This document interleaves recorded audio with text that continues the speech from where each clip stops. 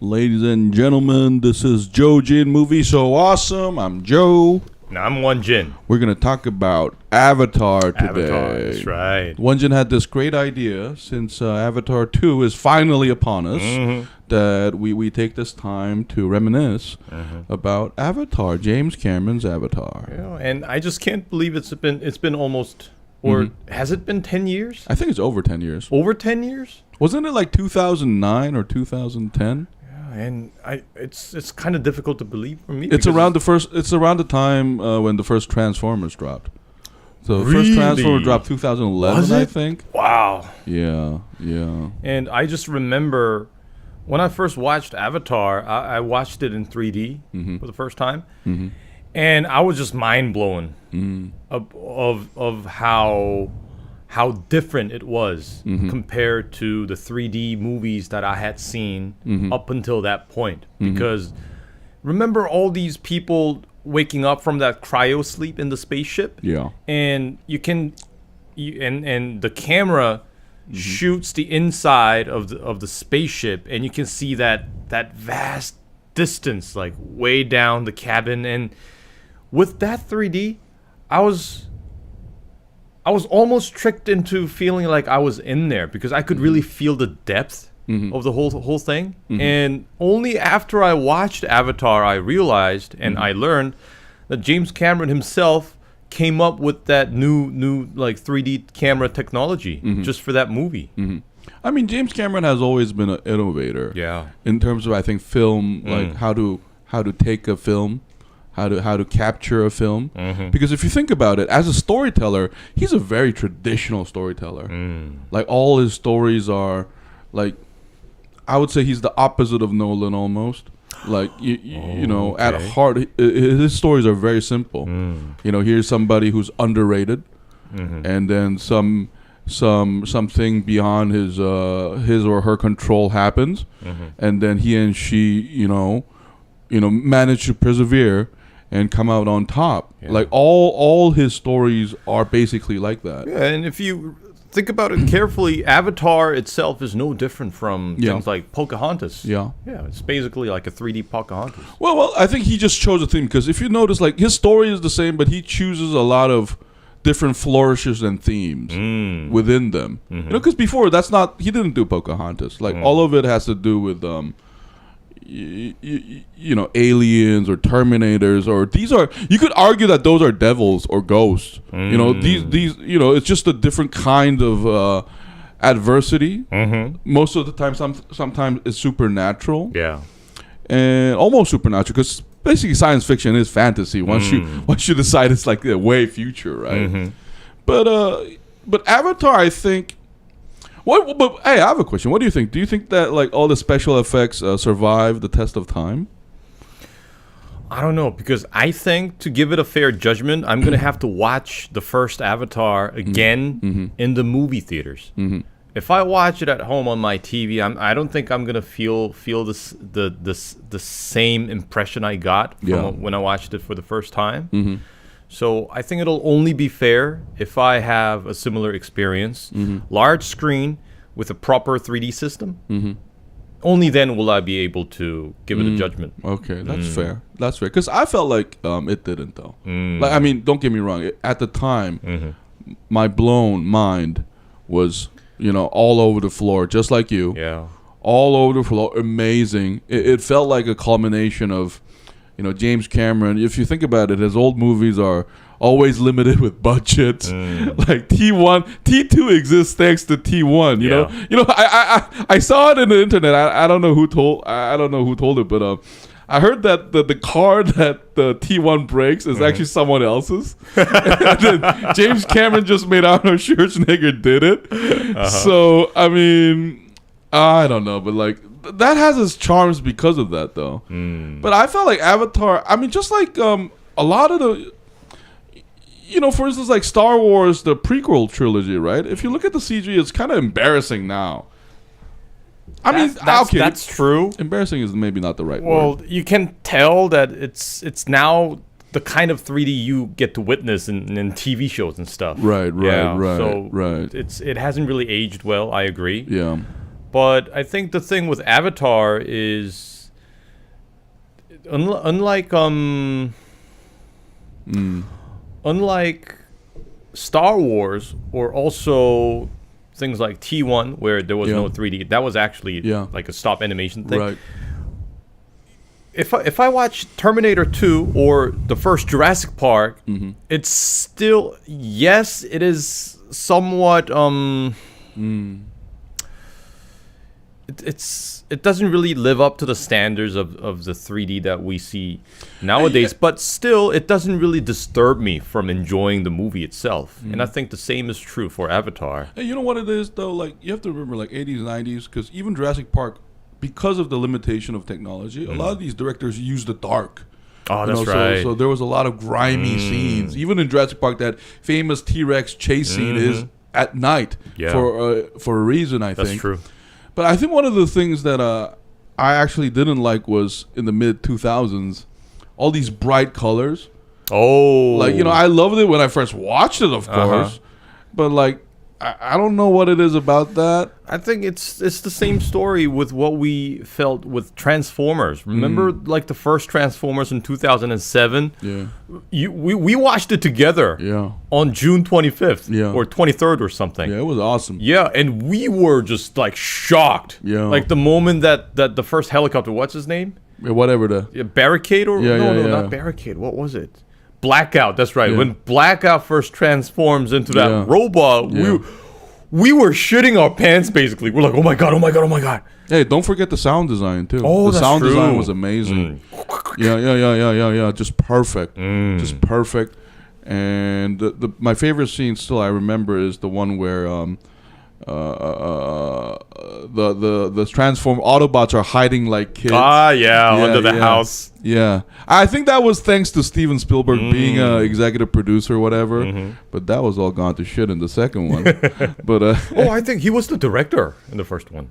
Oh no, it's Michael Bay. No, it wasn't. Michael Bay was. Steven Spielberg. Yeah, I think he was produced it. Yeah, something along that. So I could tell that was probably his influence because the second movie is just full Michael Bay.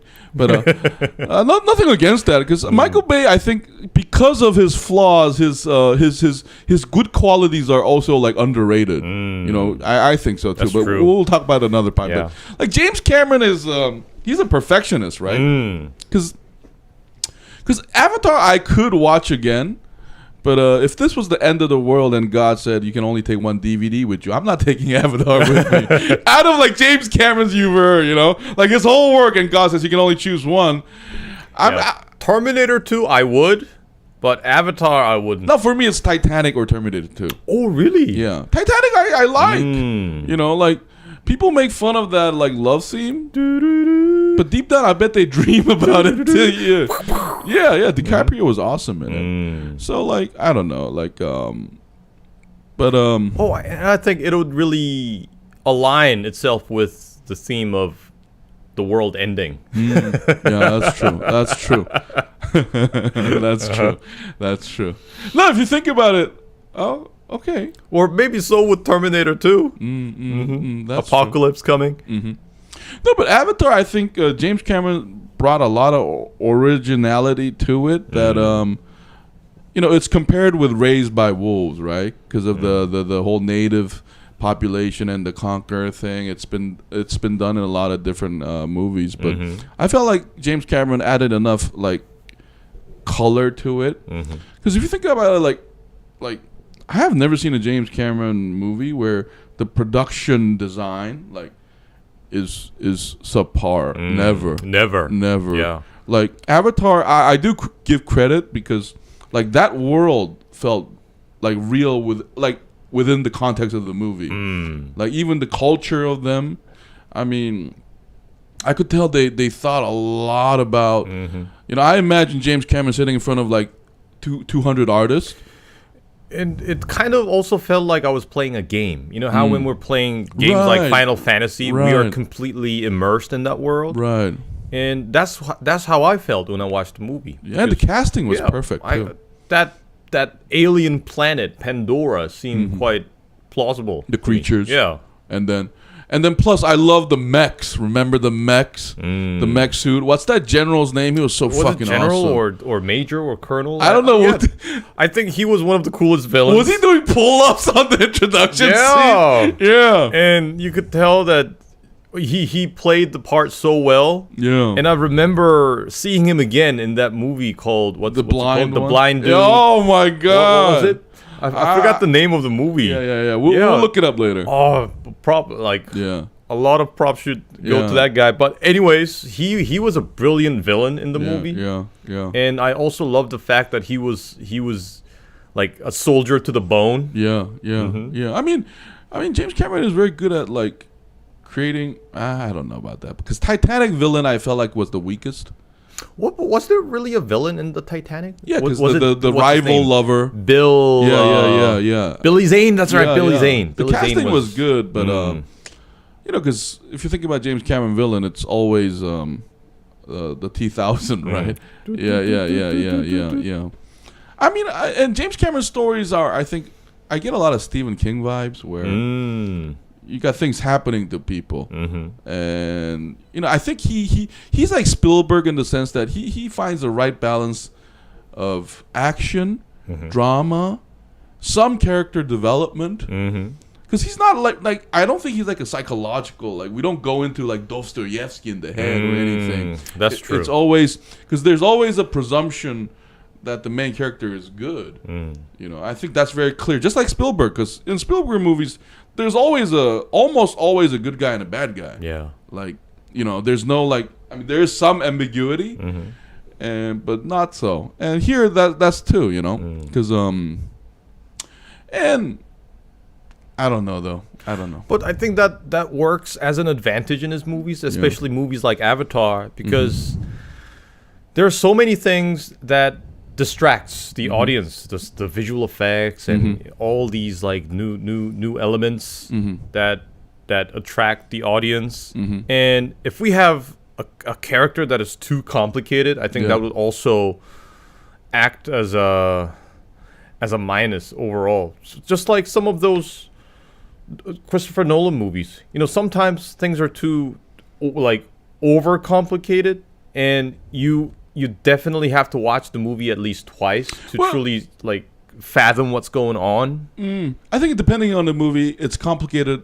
I don't know about overcomplicated all the time. I know what you're saying. Because now that you brought it up, because the direct comparison can be made with the movie Prestige. Because there's a twin there too, right? Yeah. He's a twin, but he's a twin.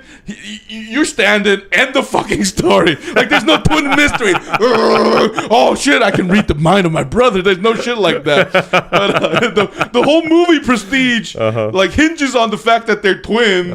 And what the fuck is going on there? Oh, they had each different lovers. And they kept it a secret, so it's like definitely a different take. But I don't know though. But because one thing I do feel like Avatar, the dialogue was great, but I felt like it lacked memorable scenes compared to his previous movies. Yeah, one thing I remember is the soldier dude, the villain, like kicking a door out, like he kicks the door to go outside without the mask thing, and I thought that was pretty badass.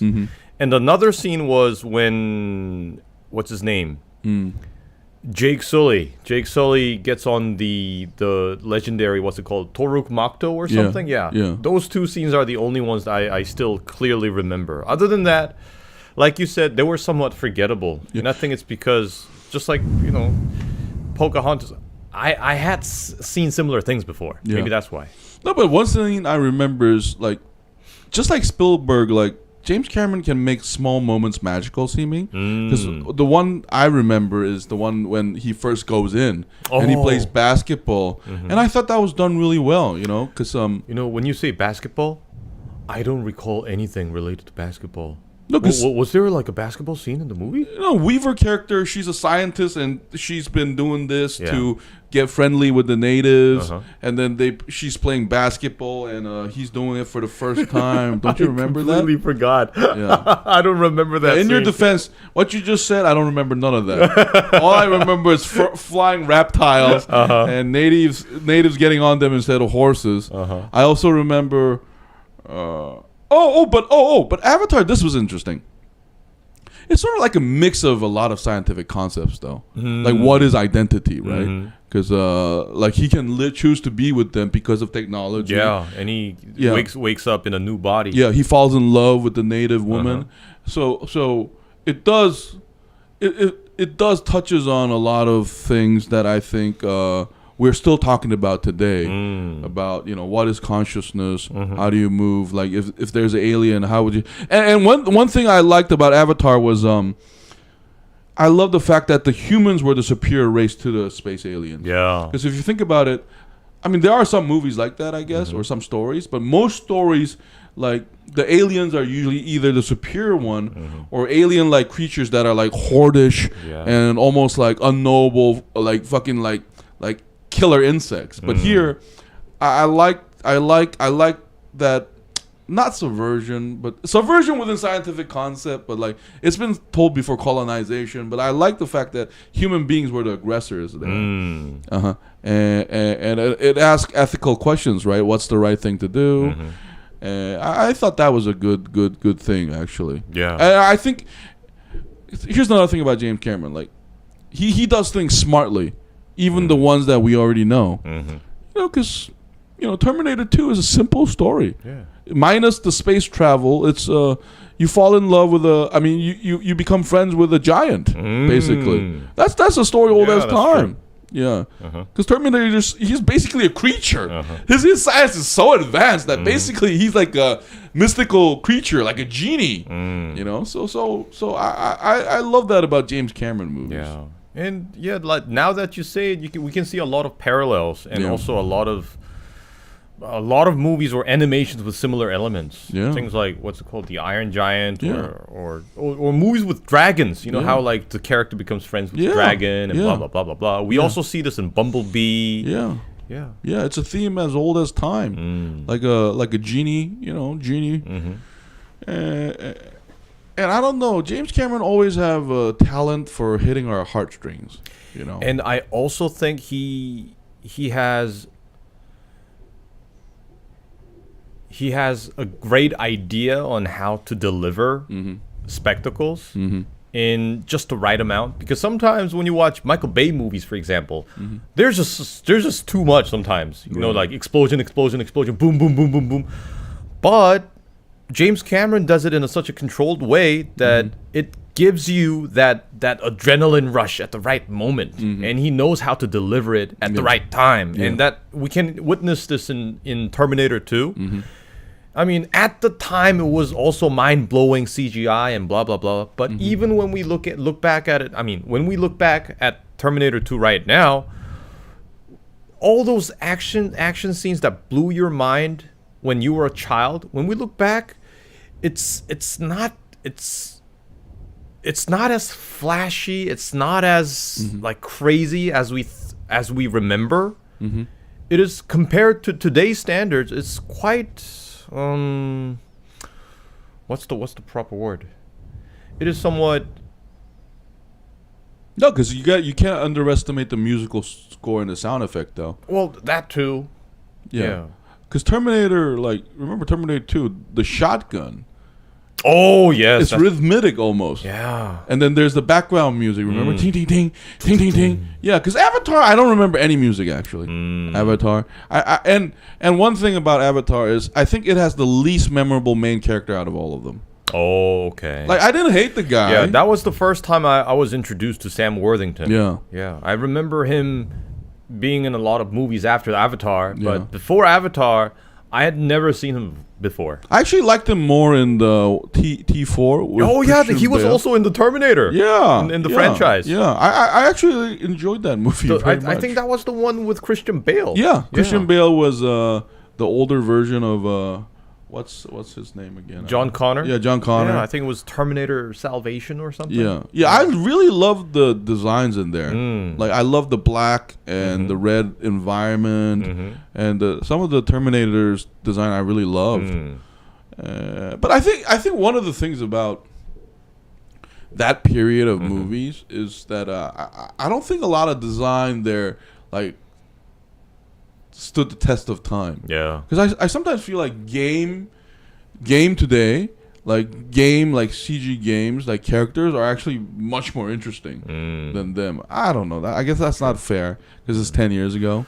So what I'm concerned, and also what I'm wondering is, will Avatar 2 succeed? Because remember, James Cameron, when you look at the all-time box office records, I think he has like 4 movies in top 20 or something. I think still the number one still is Avatar, and I think Titanic is still there somewhere. And if we have Avatar 2, then if it is as successful or even more successful than Avatar, then I mean it's gonna be an all-time record, like a brand new record. No, but you know what's amazing though? He hasn't done directing in a long time. Like he's coming back just for this, I think. I remember he made that documentary about like deep sea diving or something. Yeah. But it wasn't exactly a movie. Yeah. But in terms of movie, like, but I don't know though, because like given that he took so long, I think what probably happened was like he already did this, but because today innovation is happening so fast that he probably just went, oh shit, I can't film this anymore. I need to apply this. I need to apply this. Oh shit, 10 years went by, and by then he probably rewrote the draft like maybe millions of times. But James Cameron is one of those directors that I don't think he cares about the number of work he does. Like the work has to be perfect to his standard, and you know, like I can't remember a time he failed. Yeah, like I think he has a very clear objective of his own for the movie. I think in a way that is very similar to what's his name, also Quentin Tarantino. I think he also has a very similar philosophy. And what I'm wondering is, will it be successful? Because Avatar 2, it should probably have a lot of attractions compared to the first one in order to attract new audiences, because what surprised us in Avatar 1 will not surprise us anymore in the second one. He probably knows that. No, but you know what? I'm so happy that this movie is coming out though. Like we had Dune last year, but it's been a while since we had like a master handle like 3D blockbuster. Yeah. Like I have nothing against other 3D blockbusters for entertainment value. I really love them all, but like we haven't had like a master do this blockbuster style movie in a while, I think. Okay, never mind. Sorry, Nolan had his. I'm sorry, that came out wrong. There were plenty. I just forgot to watch them. But anyway, yeah. But it's funny how like the Blue Alien. You know, remember like at the time it was a huge hit though. Like everything James Cameron's done, almost everything except that deep one, whatever. The Abyss. Yeah. Except that one had a cultural impact. Like just beyond movies. That's right. It changes. It also it influenced so many other movies that were to come. Yeah. And even with Titanic. Yeah. I think I heard my heart will go on for the next 5 years since that movie came out. Yeah. Yeah, it was everywhere, on the radio, it was on the CD, it was in my friend's house, everywhere. And no, but for some reason I never got bored of that music. Unlike Frozen, like I really got angry about that music. I don't know why, but yeah, that's true. I don't know though. I don't know. Like, but I think he will show. He is definitely good at like doing something that's never been done before. And I think he's probably going to do something that will make, you know, Infinity War look silly in terms of 3D, like graphic wise, because you know, like when have he ever disappointed? Like even Tarantino has that. He has his weak movies, you know. He has his like. Although we still enjoy them. Yeah, we love them, of fans. course. But Jackie Brown, and he had his like. I don't know, minor works, let's say. Like, all his works are great, don't get me wrong, but James Cameron almost never.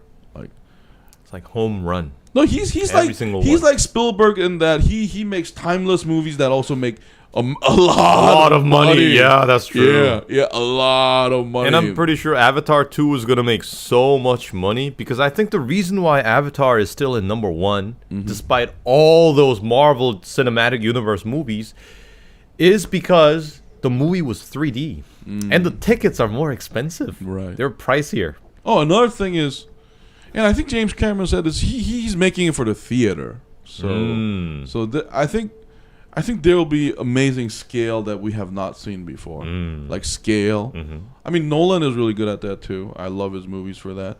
Because I don't know. Like Tarantino movies, I do feel like I don't know. Okay, I guess I have to watch it in the theater. But like, is it a must? I guess it is.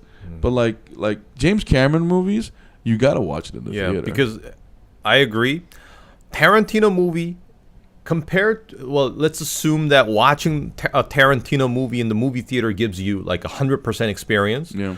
Watching it at home will still give you, I think, like 85%. Right. But with James Cameron, if you watch it at home, that's going to be like 45% experience. Yeah. You have to watch it in the theaters. Yeah. And if I ever get the chance to watch Terminator 2 again in the movie theaters, I wouldn't think twice. Yeah. I'll just book the ticket right away, and I'll just go running to watch that movie in the movie theaters, because I still want to experience that movie in the movie theater again. Yeah, and theater has a way of making you more immersed in the movie, because we have so many distractions these days.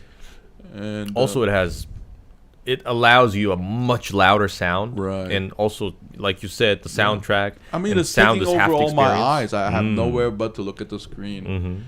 And James Cameron doesn't miss like I have never been bored in his movies, almost never. And he's just so good at every aspect of movie making. And I love the fact, unlike Christopher Nolan, where his movies are somewhat dry, and by saying dry, I mean in terms of like sense of humor, because I love the unexpected goofy humor that not Christopher Nolan, James Cameron puts in his movie, even in movies like Terminator 2, where the overall atmosphere of the movie itself is like really heavy and quite dystopian. I still remember the first scene of Terminator 2, where he gets into the bar and he's about to take off in the man's motorcycle, and the bar owner comes out with a shotgun and tells him to get off. And he slowly approaches the man, and we just presume that he's gonna kill him, but instead he just takes out that sunglasses and puts them on, along with the shotgun. That kind of things. I love the fact that James Cameron also knows how to put those bits of sense of humor in, like a bit of a chuckle. Every now and then. Because that's just not a joke. Because he was subverting our expectations too, but in a very clever way. And I mean, because if you think about it, Terminator 2 is a very efficient movie. Like, I don't think it's dialogue heavy at all, but every dialogue hits. Like, and that's what he's good at. There's like almost no fat. And then I think he's one of those directors that also very good at showing and not telling. Oh, good point. Yeah, because I rarely remember expeditionary dialogue from his movies, and even if it's done in a very smart way. But I guess Avatar had a lot of that, because we had to they had to explain Pandora and what the fuck is going on. This is not Earth. Yeah. But all I remember is resources, fucking aliens getting in the way, fuck them up, and then don't get friendly with the natives. Oh shit, you got friendly with the natives. Why the fuck you do that? And you slept with one? What the fuck? Are you serious? Yeah, we're gonna kill you now. We're gonna kill you, and then oh shit, we lost. the justice prevails.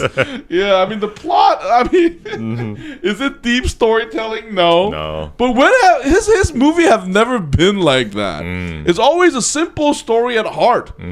Okay, this is it. Simple story with memorable and likable characters.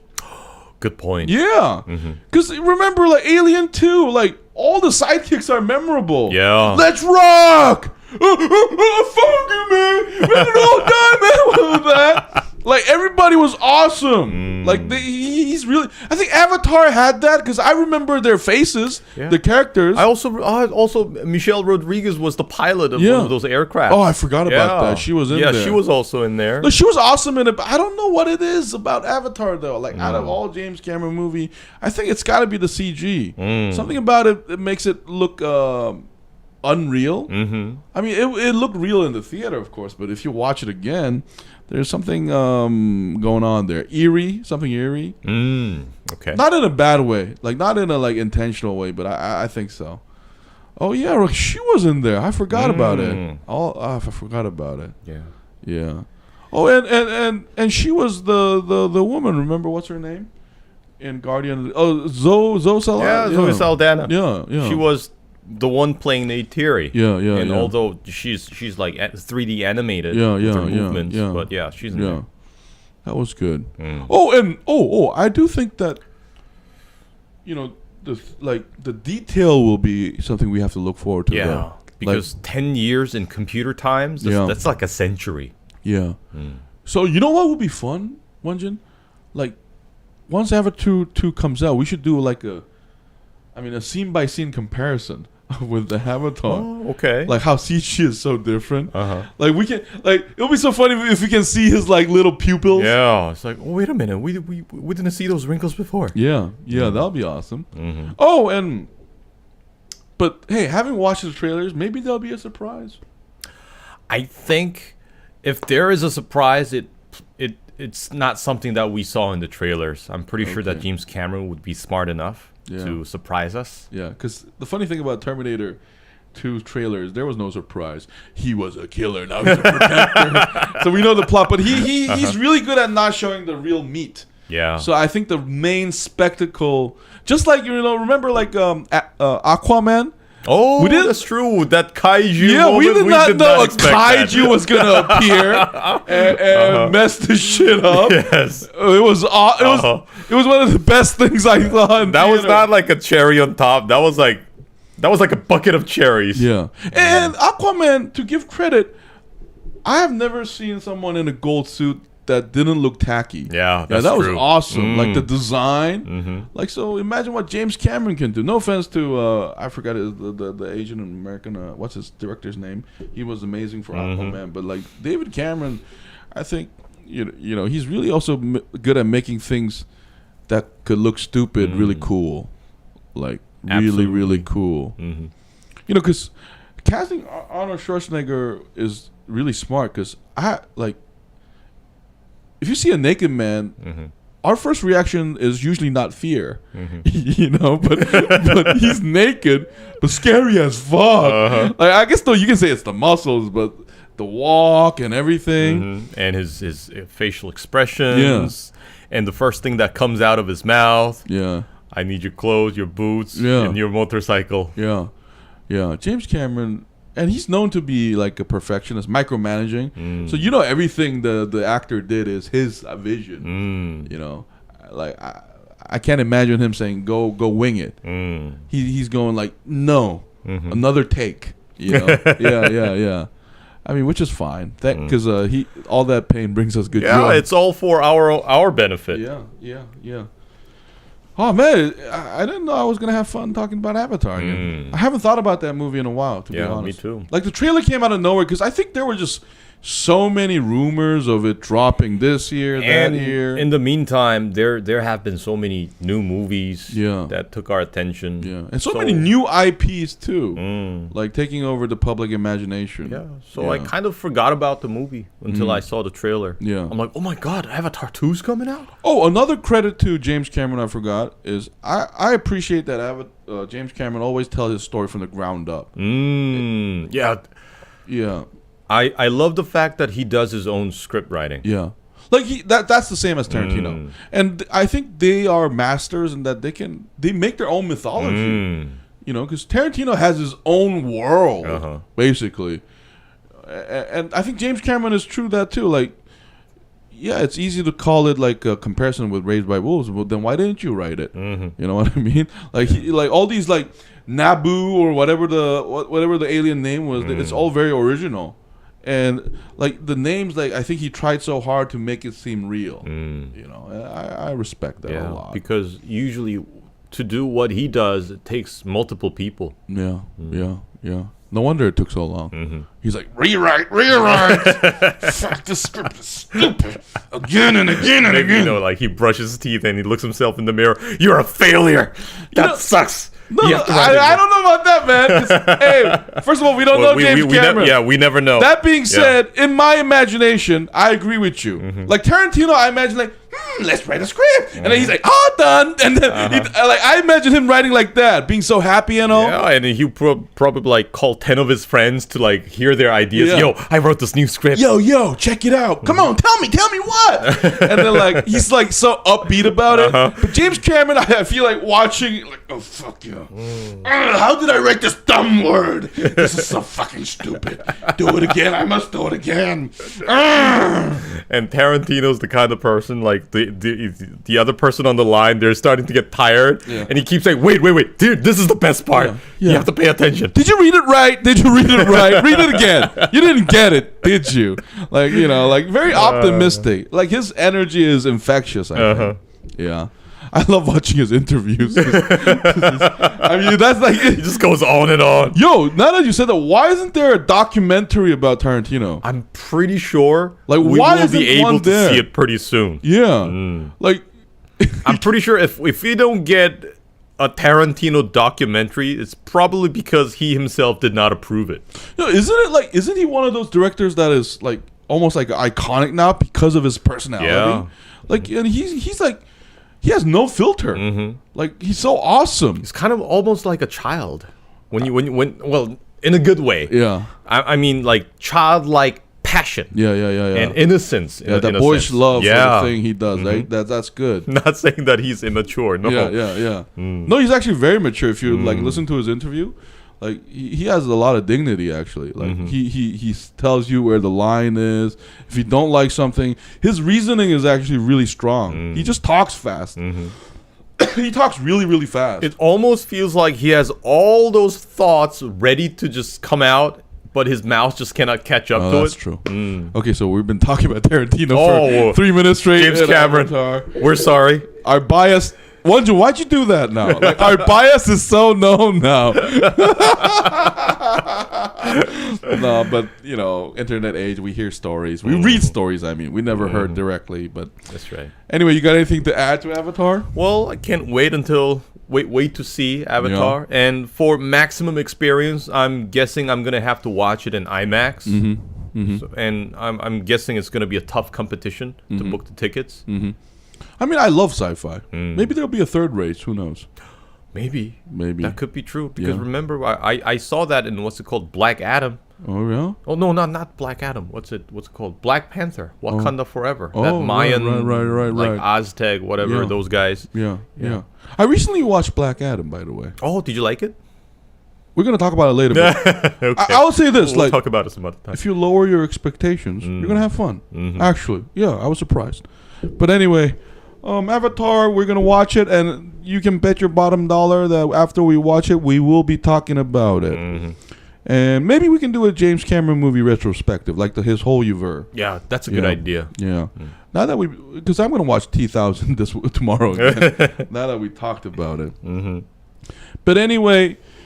Hope you guys are interested in Avatar 2 too. And if you watch it, please let's share your thoughts with us. So that has been our retrospective on Avatar. Thank you so much. Next week we'll talk about Black Adam and anything that comes up. If you like our stuff, please leave a like and comment. This has been Jojo Movie So Awesome. I was Joe. I was Won-Jin. See you next week. Bye-bye. Bye-bye.